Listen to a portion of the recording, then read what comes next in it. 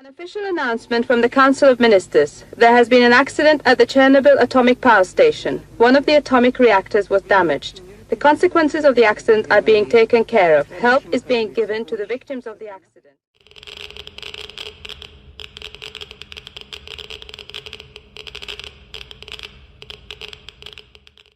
The Chernobyl nuclear power plant is located near the city of Pripyat in the north of Ukrainian Soviet Socialist Republic of the Soviet Union. The power plant is around 100 kilometers north of Kiev, the capital city of Ukraine. It consists of 4 Soviet-built RBMK reactors, and the construction of these reactors were finished in 1983. The explosion of one of the Chernobyl reactors on April 26, 1986 has caused a severe nuclear disaster.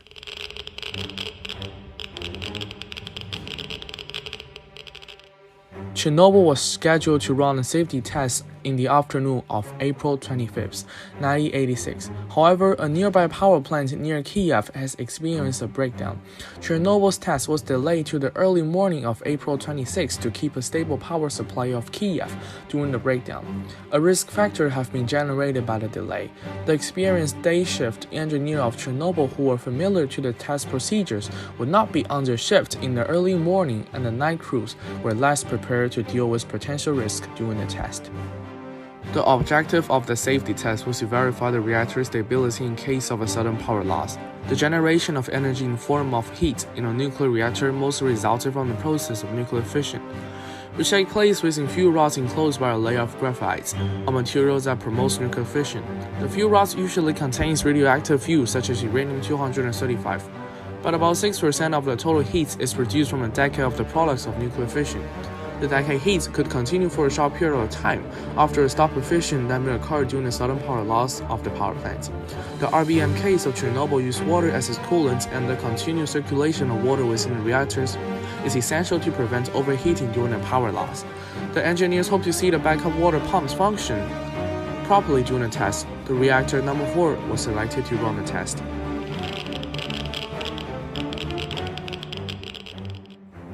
The reactor was planned to run at half power in the beginning of the test, and the power would continue to decrease to a certain point to simulate the condition during a power loss. On the 25th, the operator forgot to reset power output to normal level after a test has been laid. In the next hours, a high concentration of xenon-135 produced from decay of iodine-135. A byproduct of nuclear fission has been accumulated within the reactor. Xenon-135 is an element that could slow down nuclear fission but can also be quickly consumed by the process of fission on the normal level of power. Since the reactor has been running at half power for hours, a quantity of xenon left unconsumed had been accumulated. A second risk factor appeared. With nuclear fission suppressed by the accumulated xenon, the power will continue to drop at an abnormal rate during the test. The safety test began on April 26 at 1:23 in the morning. The operators, under the supervision of Deputy Chief Engineer Anatoly Dyatlov, noticed that the power was dropping at an unbelievable rate, and finally realized the existence of xenon. According to the safety protocol, the engineer was supposed to shut down the reactor for a day and wait for the xenon to decay. However, Dyatlov was unwilling to accept the fact that the test objective would not be accomplished. He ordered his men to increase the power as rapid as possible. Soviet RBMK reactors use boron-made control rods to control the output powers, and boron could effectively suppress nuclear fission. To decrease the power of the reactor, operators need to insert the control rods between fuel rods. The deeper they insert the control rods, the lower the level the power output would be. On the contrary, the control rods will be extracted to a certain level when an increase of power is asked.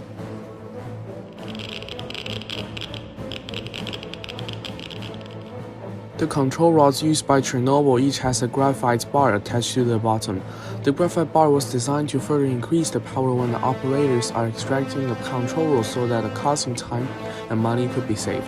Unfortunately, that design would eventually cause a disaster.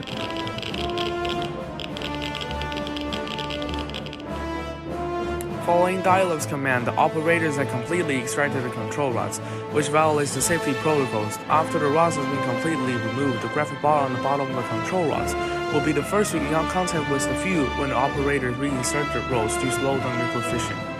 This will cause the reactor to first undergo a risky increase in power before the power starts to decrease. Such complete extraction was strictly forbidden. When the control was completely removed, the power output of reactor number 4 began increasing at a rapid rate.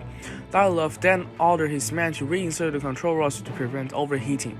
None of the operators, including Dyatlov himself, had realized the graphite bar would be in contact with the fuel before Bauer.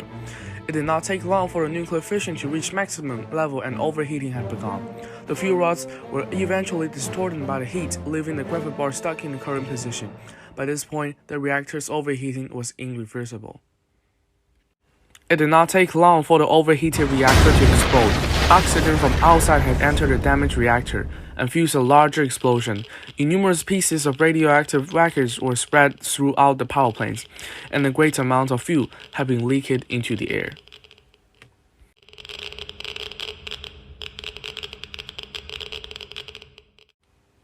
The presence of an abundant amount of leaky radioactive fuel had posed a deadly threat to the responders and residents nearby. Firefighters stationed in Chernobyl arrived at the site at 1:45. Being aware of the fact that the site contained fatal amount of radiation, they still fulfilled their duty as first responders. By 5 o'clock in the morning, the fire outside reactor core had been put out and the nearby reactor number 3 was secured. Also, the core kept burning until May 10th. 27 out of 200 first responders passed away shortly after the disaster. What's more, in order to put out the fire within the core and seal off radiation, about 600 helicopter pilots were tasked to drop sand, lead, and clay over the reactor. Within 10 days after the explosion, a total amount of 5,000 tons of material were dropped. The pilots were all exposed to deadly levels of radiation, and many had developed radiation-induced cancer years after. One machine and its crew had been lost during the mission. Radiation level around the site had been significantly reduced, but still remained dangerous to human life. To avoid large-scale panic, the Soviet officials did not announce the disaster to the public until April 27th, a day after the explosion. At 2 o'clock in the afternoon of that day, buses sent by the government began evacuating the nearby city of Pripyat citizens, who had already begun exhibiting symptoms of acute radiation sickness. The Chernobyl nuclear power plant's exclusion zone had been established 30 kilometers around the power plants, had been permanently resettled. The size of the zone had eventually reached 2,600 square kilometers, and 350,000 citizens had been resettled. After the fire had been controlled, the construction of a sarcophagus was issued to completely seal the site of reactor number 4 to prevent further contamination to soil and underground water.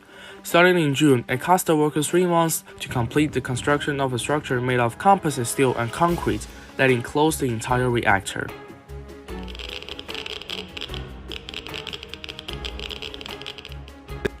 The Chernobyl disaster has significant impact on life forms.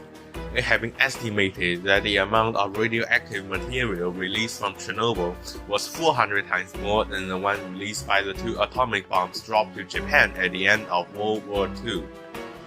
The disaster had eventually caused 4,000 deaths among individuals exposed to the highest levels of radiation.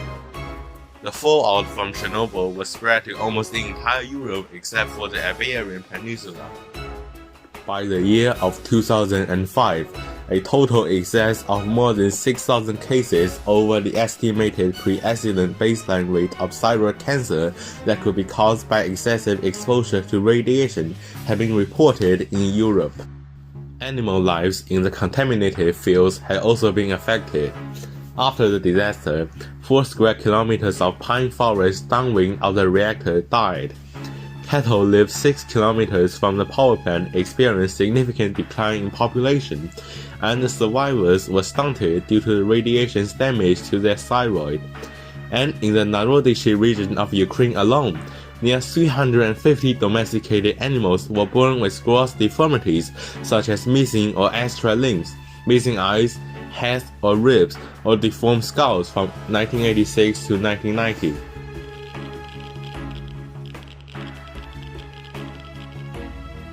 Due to Ukraine's shortage of electricity, the remaining reactors in Chernobyl kept functioning under remote operation after the disaster until December of the year 2000.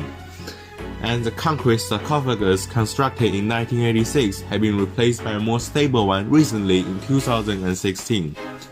Although species of animals and plants have already managed to adapt to the radiation, the Chernobyl exclusion zone is still dangerous to human activity 35 years after the disaster. It will take at least 320 years for the zone to become habitable for humans. After the release of video games depicting the zone like Call of Duty 4 in 2007, tourism to the zone had become popular. Visitors are allowed to take short trips to the zone and stay overnight in the outer rim.